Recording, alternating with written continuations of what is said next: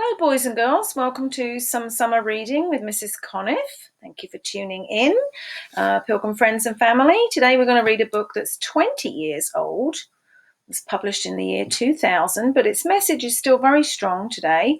It's called Enemy Pie by Derek Munson, illustrated by Tara Callahan-King, and I'm dedicating this reading to Mr. I, because he and I both love this book so much. I'm going to read a little bit about Derek Munson from the back flap and the illustrator. Remember, this is written 20 years ago, so they might have done a lot more things since then. Derek Munson works as a writer, speaker, and all-around daydreamer. His hobbies include wilderness exploration, long-distance skateboarding, and the martial art of Aikido. He lives in Redmond, Washington with his wife Suzanne and daughter Abigail. Tara Callahan-King is an illustrator and muralist who studied at the Art Academy of Cincinnati. Tara lives in Ohio with her husband Rick and their son Ricky. She is also the illustrator of Odd Velvet, also published by Chronicle Books and chosen as one of the 1998 American Bookseller Pick of the Lists. Visit www.enemypie.com for more information about this book. Just going to shut that door because it's going to be distracting. It's windy in my room today. Put a door stop down. There we go. Now we can come back to the story. Enemy Pie.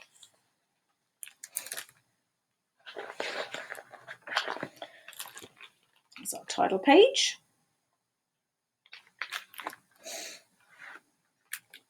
It should have been a perfect summer. My dad helped me build a treehouse in our backyard. My sister was at camp for 3 whole weeks, and I was on the best baseball team in town. It should have been a perfect summer, but it wasn't.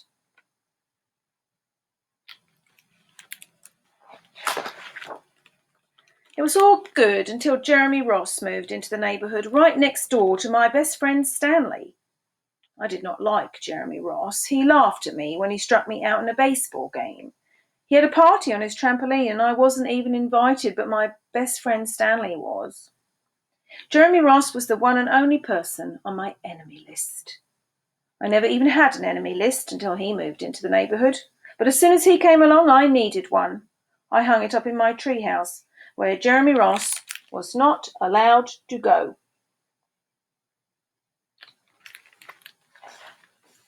Dad understood stuff like enemies. He told me that when he was my age, he had enemies too.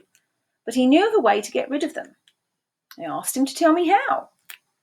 Tell you how? I'll show you how, he said. He pulled a really old recipe book off the kitchen shelf. Inside there was a worn-out scrap of paper with faded writing. Dad held it up and squinted at it. Enemy pie, he said, satisfied.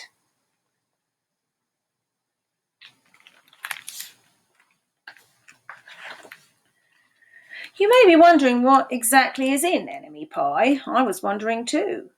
But Dad said the recipe was so secret he couldn't even tell me. I decided it must be magic. I begged him to tell me something.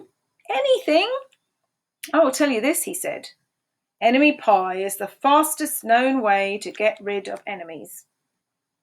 Now, of course, this got my mind working. What kinds of things, disgusting things, would I put into a pie for an enemy? I brought Dad some weeds from the garden, but he just shook his head. I brought him earthworms and rocks, but he didn't think he'd need those. I gave him the gum I'd been chewing on all morning. He gave it right back to me.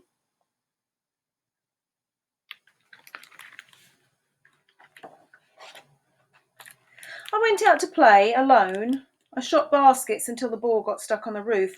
I threw a boomerang that never came back to me, and all the while I listened to the sounds of my dad chopping and stirring and blending the ingredients of enemy pie. This could be a great summer after all. Enemy pie was going to be awful. I tried to imagine how horrible it must smell, or worse yet, what it would look like. But when I was in the backyard looking for ladybugs, I smelled something really, really, really good. And as far as I could tell, it was coming from our kitchen. I was a bit confused.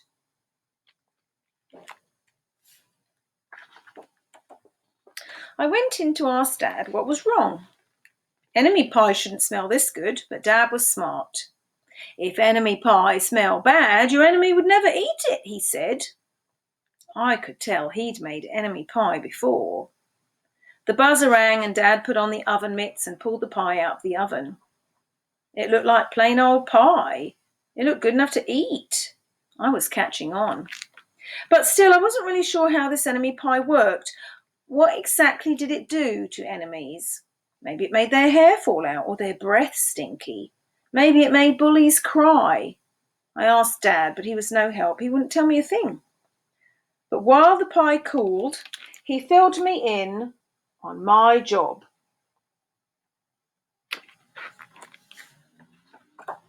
He talked quietly. There is one part of enemy pie that I can't do. In order for it to work, you need to spend a day with your enemy. Even worse, you have to be nice to him. It's not easy, but that's the only way that enemy pie can work. Are you sure you want to go through with this? Of course I was. It sounded horrible, it was scary, but it was worth a try. All I had to do was spend one day with Jeremy Ross. Then he'd be out of my hair for the rest of my life. I rode my bike to his house and knocked on the door.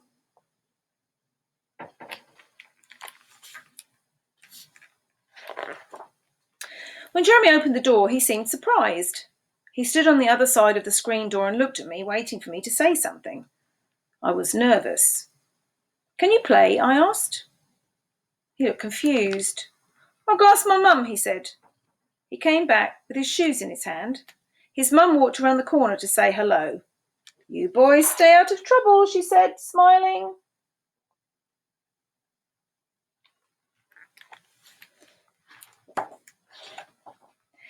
It was strange, but I was kind of having fun with my enemy. Oops, I skipped a page. Go back, sorry. Forget that. Go back to another page. We rode bikes for a while and played on the trampoline. Then we made some water balloons and threw them at the neighbour girls. But we missed. Jeremy's mum made us lunch. After lunch, we went over to my house. It was strange, but I was kind of having fun with my enemy. He almost seemed nice. But of course I couldn't tell Dad that, since he had worked so hard to make this enemy pie. Jeremy Ross liked my basketball hoop. He said he wished he had a basketball hoop, but they didn't have room for one. I let him win a game, just to be nice.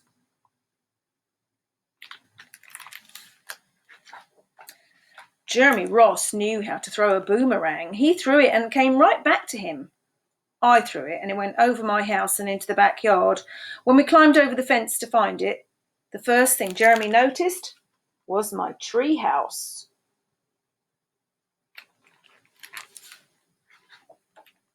My tree house was my tree house.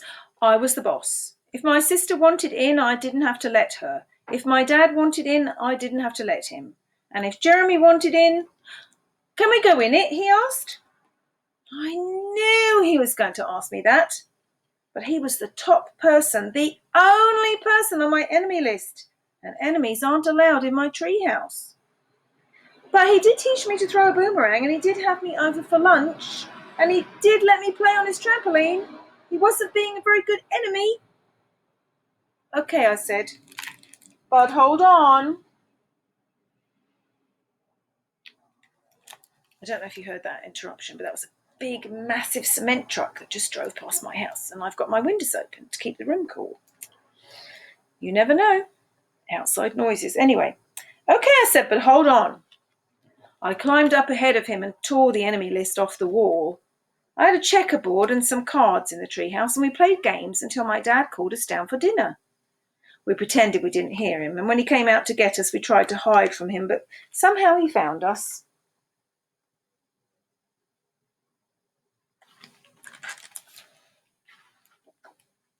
Dad made us macaroni and cheese for dinner, my favourite. It was Jeremy's favourite too. Maybe Jeremy Ross wasn't so bad after all. I was beginning to think that maybe we should just forget about enemy pie. But sure enough, after dinner, Dad brought out the pie. I watched as he cut the pie into 8 thick slices. Dad, I said, it sure is nice having a new friend in the neighbourhood. I was trying to get his attention and trying to tell him that Jeremy Ross was no longer my enemy. But Dad only smiled and nodded. I think he thought I was just pretending.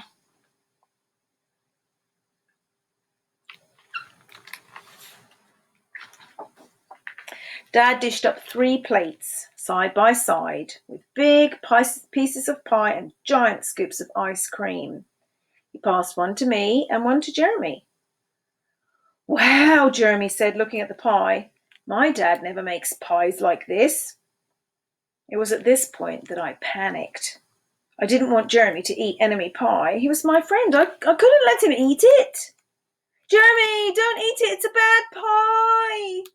I think it's poisonous or something. Jeremy's fork stopped before reaching his mouth. He crumpled his eyebrows and looked at me funny. I felt relieved. I had saved his life. I was a hero.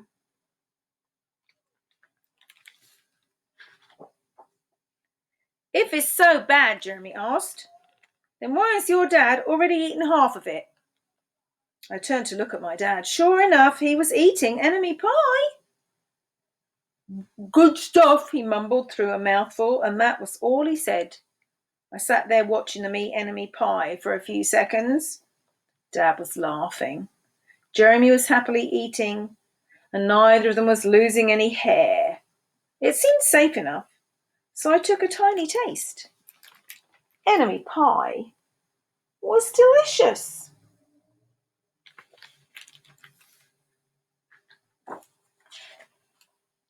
After dessert, Jeremy rode his bike home, but not before inviting me over to play on his trampoline in the morning. He said he'd teach me how to flip. As for enemy pie, I still don't know how to make it. I still wonder if enemies really do hate it, or if their hair falls out, or their breath turns bad. But I don't know if I'll ever get an answer, because I just lost my best enemy.